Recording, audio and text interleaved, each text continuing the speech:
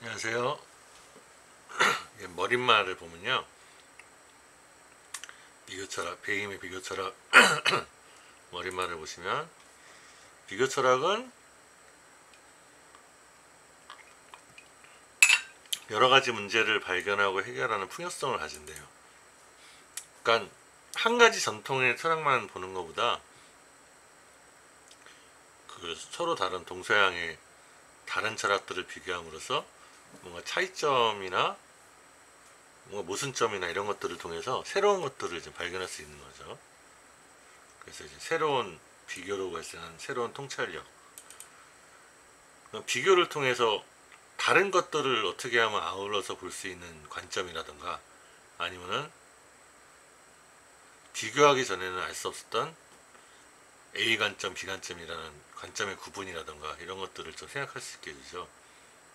또 이제 더욱 올바른 견해를, 그러니까 두 가지 다른 전통들을 어디에 치우치지 않고 모두를 포괄할 수 있는 안목을 찾으려는 노력이 될 수 있다고 합니다. 그리고 뭔가 이제 인간 생존, 여기서는 단지 물질적 생존만이 아니라 다른 문화들 간의 충돌이라던가 인간적인 갈등이나 이런 것들을 극복할 수 있는 생존이겠죠. 그런 생존에 필요한 도구를 창출하려는 가치를 가진다고 합니다.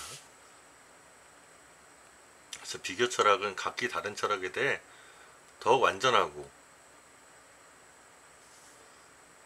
근데 이제 완전이라는 거에서 한번 좀 생각할 필요가 있는 게, 완전이라는 관념은 사실 서구의 절대성이나 완벽성 지향에 편향일 수 있어요. 이 뱀이라는 사람도 완전이라는 관념을 좀 기준으로 얘기하는데, 그리스의 플라톤의 이데아라는 존재론에서 비롯하죠. 반대로 서양의 현대 철학에서는 하이데거 같은 사람이 존재할 시간이라는 책에서 어떤 실존이라는 것이 더 근본적인 인간의 근원인데, 이것은 유한성이라는 특성을 가진다고 얘기를 합니다. 그래서 그 유한성이라는 것은 그 자체이고 개성이면서 규정될 수 없는 거기 때문에 어떤 완전성, 완벽성이라는 걸로 규정될 수 없는 거예요. 그래서 이 유한성 안에서의 무한성을 좀 그나마 무한성으로서 말할 수 있는 거죠. 예를 들면 이제 나는 나일 뿐인 거죠. 뭔가 나를 보다 완전하고 발전되고 향상된 거를 기준으로 재단할 수는 없는 거죠. 그래서 이거는 어떤 편견일 수도 있고, 완전성을 추구한다는 거는 어떤 편견일 수도 있고, 어떤 선입관이나 폭력적인 규정일 수도 있어요. 뭔가 무한성과 완벽성, 보편성의 논리에서 비롯해서 대표적인 게 이제 여러분들 100점과 1등을 강요하는 거죠. 그래도 어떤 이 사람이 완전이라고 말한 거는 뭐 좀 좋은 뜻에서 얘기했으니까요. 그래도 한번 철학적으로 사고할 때는 이런 단어 하나하나라도 이것에 내포되어 있는 이 철학자의 관념을 좀 비판적으로 살펴볼 필요도 있습니다. 그 다음에 더욱 발전된, 또 발전이라는 것도 꼭 좋다고만 할 수는 없어요. 뭔가 발전의 신화라는 게 말해줄 수 있죠. 출산 장려 정책 이런 것도 인구가 늘어야 경제적으로 성장한다던가, 오히려 출산 장려가 아니라 출산 공모 정책을 통해서 생태주 입장에서는 아이를 안 낳는 것은 오히려 환경을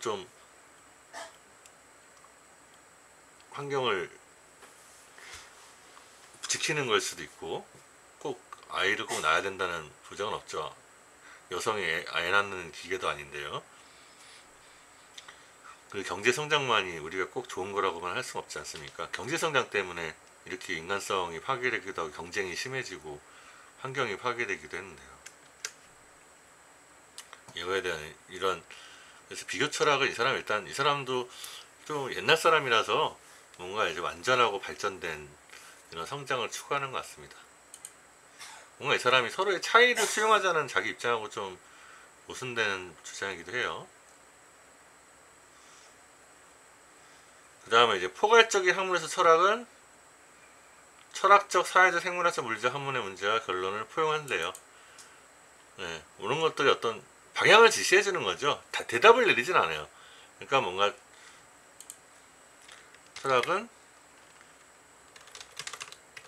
새로운 질문이나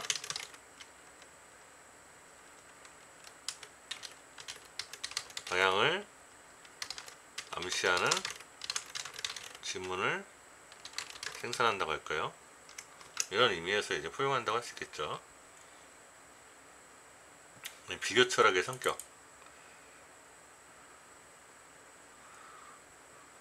뭐 동양 철학적으로 말하면 이제 뭐 도학이라는 것을 통해서 새로운 철학을 말할 수도 있을지 모르겠습니다. 동서양을 아우르는 비교 철학은 하나의 철학이다. 철학이란 무엇인가? 이 사람은 철학이란 무엇인가 얘기하는데요. 뭐 이제 예전에 이제 다른 학생들이 답변했던 거를 이렇게 적어놨는데 한번 좀 참고하시기 바랍니다. 철학은 한도의 문제, 기준, 척도 뭐 이런 거라는 의미를 가지고 있어요. 그 다음에 태도와 방법의 문제. 방법에는 이제 좀 여러 가지를 적어놨는데 제가 뭔가 논리적 방법이 있을 수 있고 실증적 방법이 있을 수 있고 변증법적인 방법이 있을 수 있고 변증법적인 방법은 주관, 나와 객관, 타자가 부정에 부정을 붙여서 정반합을 통해서 변증법적 모순의 지향을 통해서 모순의 지향과 종합을 이게 종합이 생기는 거죠. 그다음에 분석적 방법, 환원주의적인 부분의 합은 전체가 되는. 반대로 이것과 반대로 전체는 부분의 합 이상일 수도 있어요. 전체는 부분의 합 이상인 게 공동체주의라든가 유기체론이라든가 전일주의가 될 수 있겠죠. 그 다음에 이제 직관의 방법, 직관, 뭔가 통찰적인 직관이 있을 거예요. 여기서는 현상학적 방법, 뭔가 실체적이고 미리 전제한 본질보다 현상, 사태 그 자체에 주목하자는 겁니다. 왜냐하면은 근대 철학에서 제기된 이성과 같은 어떤 실체 같은 고대 철학적인 실체 같은 그런 본질들이 사실 근거가 없다는 게 말하자면 어떤 과학적 발전에 의해서 밝혀지다 보니까 그런 근거가 없는 본질 같은 실체가 아니라 우리에게 직관적으로 나타나는 현상인 사태 그 자체의 직관적인 그 있는 그대로에 주목하자는 것이 이제 현상입니다. 그래서 우리는 일단 판단 중지를 통해서 현상적 하원을 하고 의식의 지향성, 그러니까 주관과 객관이 이미 의식 지향성 속에서 직관적으로 연결됐다는 뭔가 염두에 두는 의식의 지향성에 자연스럽게 따라가서 이 의식의 흐름에 의해서 의식의 직관적으로 떠오른 대로 자유롭게 기술을 하는 겁니다. 과학기술이 아니라 있는 그대로 서술하는 겁니다. 낙서하듯이.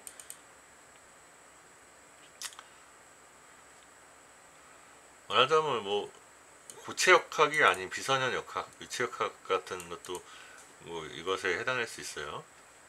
물리적으로 얘기하면은. 문헌학적 방법, 보통 문헌 분석이죠. 그다음에 해석학은 현상학과 문헌학이 결합됐다고 볼 수 있는데 어떤 성서에 나타나는 암묵적인 의미를 해석해내는 것에 출발해서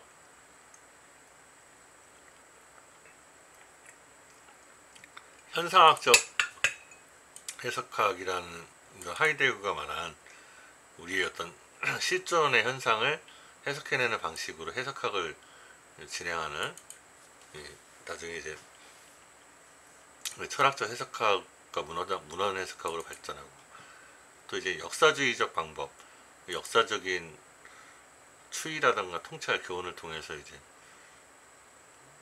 어떤 사실들을 해명하는 이런 것들이 뭐 여러 가지 좀 방법일 수 있겠습니다.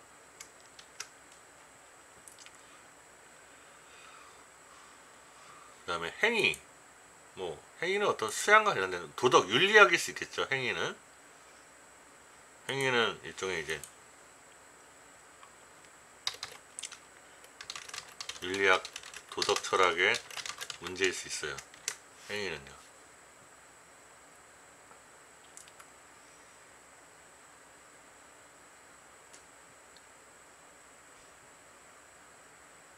그 다음에 결과라는 거는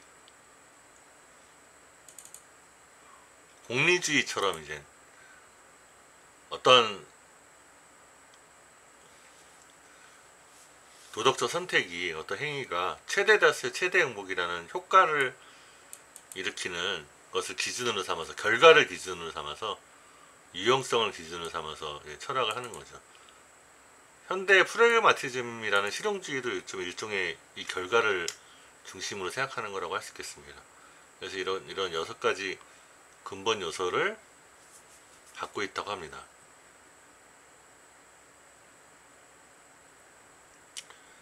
그 다음에 이제 철학이라는 거는 어떤 기원이라던가, 학생의 답변이고요. 그다음에 발달, 어떻게 발전하는가. 기원은 이제 뭔가 우주의 시작? 이런 것들이 이제 기원일 수가 있을 거고, 발달은 인류 역사의 방향? 이런 것들이 이제 얘기가 될 수 있습니다.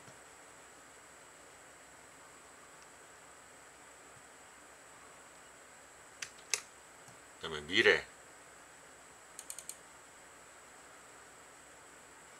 미래는 이제 역사의 예측이겠죠.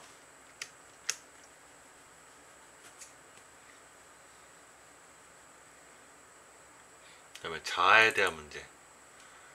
뭔가 이제 현대에는 자아에 대한 문제를 어떤 의학, 정신과 의학이라든가 심리학이라든가 철학 상담이나 또 환경 제도 이런 것들을 가지고서 좀 얘기를 합니다. 그 다음에 사회의 문제, 이데올로기의 문제, 좌파우파라든가 계급 갈등이라든가 이런 문제들이 되겠죠. 또 우주에 대한 문제, 기독교의 어떤 존재론이라든가 힌두교라든가 불교 주자학의 우주에 대한 설명들.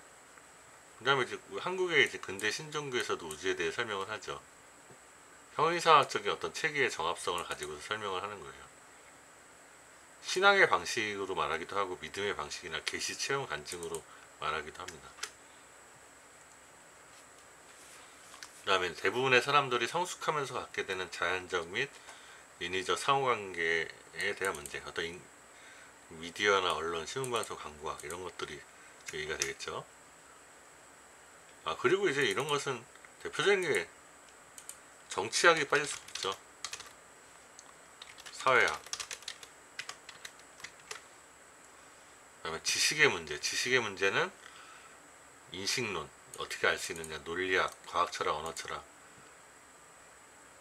실제나 존재의 문제, 또 형이상학 우주론, 존재나 우주론, 이렇게 분류들을 좀 하고 있습니다. 가치의 문제로는 가치론, 미학, 윤리학, 종교철학, 사회 문제로는 사회, 경제, 정치경제학이라든가 경제사상사 같은 것들이 관련될 수 있을 거고요. 이러한 문제들이 서로 밀접히 연관되어 있다고 그래요. 이런 다른 부분들을 어떻게 포괄적인 전체에 맞게 하느냐. 지식이 증가하면서 계속 복잡해지고 계속 분리되고 분화되죠. 복잡해질 뿐 아니라 분리되고 분화가 돼요.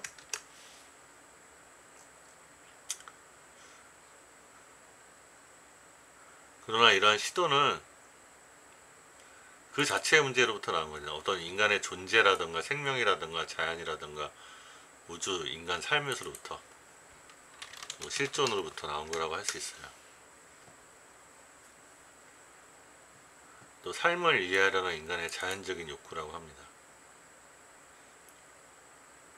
그리고 또 모든 태도들, 근데 일상적인 걸 서양은 좀 약간 무시하는데 동양 철학에서는 어떤 반복되는 삶이나 상식이나 이런 생존의 문제도 철학의 태도가 될 수도 있어요. 일상적인 모든 태도.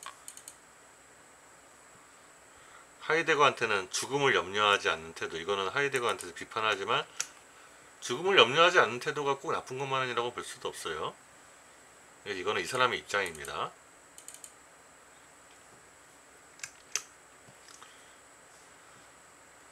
그래서 지혜를 사랑하는 학문의 철학은 자신의 태도에 의심이 생길 때 시작된다고 합니다. 진정한 견해, 열린 마음, 어떤 견해를 참되면 경험과 이성을 따르려고 하고 대안을 찾으려는 성실성, 정당한 근거가 없을 때는 판단을 정리시키고, 이것이 이제 철학적 태도라고 그래요. 그 종교는 자신의 이제 인생 철학을 실천하는 것이라고 합니다. 왜냐하면 우리 세계는 신념과 불확실성, 자신과 일시적인 결론, 신앙과 의심을 자르는 가늘고 왔다 갔다 하는 구애선을 경계를 발견하기 쉽지 않기 때문인 거죠. 의심하는 사람, 내가 과연 모든 걸 알 수 있을 것인가? 의심하는 사람, 어떤 방법적 회의, 데카르트가 말한 방법적 회의일 수도 있어요. 확실한 걸 찾기 위해서 모든 걸 의심하는 거죠. 이 고민하는 신앙이, 오히려 이제 의심하는 사람이 고민하는 신앙인보다 더 종교적으로 살 수도 있다고 합니다. 철학과 종교는 서양 사람들이 생각하는 것처럼 철학의 두 종류가 아니에요.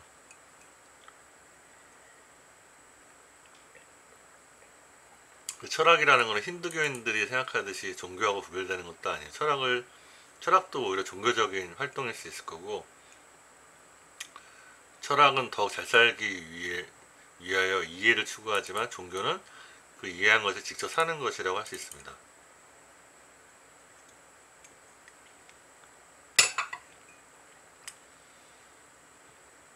생각하면서 살자, 실천하면서 살자. 철학이 생각하는 삶이라면 종교란 생각한 것을 실천하는 삶이다. 그러므로 직접 살아가면서 삶을 이해하려는 사람은 철학과 종교를 동시에 갖게 된다고 합니다. 철학의 문제를 다루는 방법은 다양합니다. 적당히 하기도 하고, 논리적이거나 변증법적인 발전을 가지고서 하기도 합니다. 그래서 변증법적인 발전이란 이성이 가진 부정성의 힘을 통해서 부정의 부정을 거쳐서 정립과 반정립을 거쳐 기존 단계를 지향하고 재반박과 반론의 재반론을 끊임없이 거쳐서 계속해서 종합하면서 진리에 닿아가는 거라고 이렇게 정리될 수 있어요. 어떤 시간의 계기와 역사적 진행의 계기가 있습니다. 이것을 이제 이성적인 것은 계속 발전해 나아가면 현실적인 게 되고, 현실적인 것은 이성적인 것의 발전이고, 이걸 이제 관념론이라고 이제 마르크스가 유물적인 변증법 철학으로 비판했지만, 이 사람은 또 다르게 말했죠. 우리 현실적인 게 실천 가운데서 이론이 생기고, 이론적인 것이 실천에 영향을 준다, 이렇게 얘기합니다.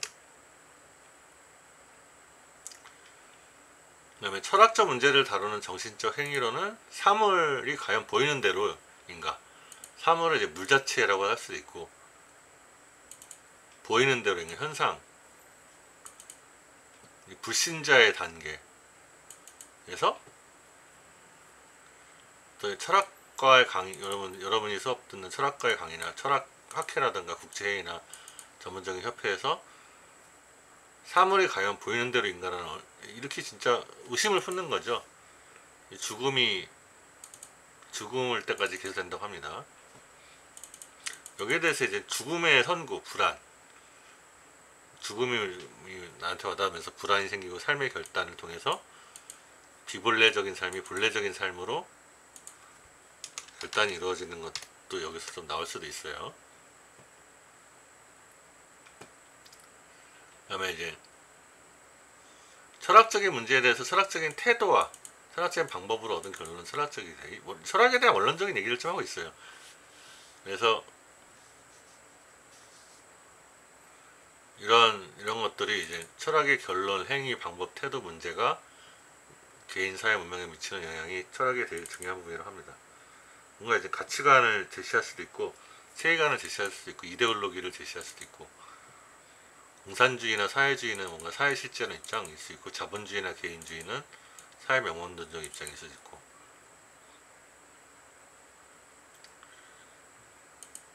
자유주의와 민주주의죠. 반대로 이제 독재나 파시즘 이런 것들이 이제 반대될 수 있고요. 비교 철학은 이상의 6가지 문제를 다루는 철학의 한 분야인데, 일반 철학의 문제와 동일하고, 비교 철학은 우주의 본질, 자아와 사회 우주의 본질을 추구하고, 철학은 형이상학 정식 구조를 추구하고, 과학은 형이학과 물질 구조를 추구한다고 대비할 수 있지만, 뭔가 지식이나 존재나, 그러니까 우리가 이 존재를 어떻게 바라보고 이해하냐에 따라 우리의 삶과 사회가 크게 달라질 수가 있다고 합니다. 유물론이나 관념론에 따라서 유물론 입장에서 의사의 치료를 추구할 것이고 따를 것이고, 관념 입장에서는 종교인의 구원을 따를 것이고, 양이사는 물질과 원소로 바라보고 한이사는 기혈과 유기적 상하관계를 바라보는 것이죠. 그래서 가치의 본질을 추구하고, 그 다음에 특별히 비교에 관심을 두기에 철학적 태도, 방법, 행위, 결론 영향에 더 관심을 가지고 있다고 합니다.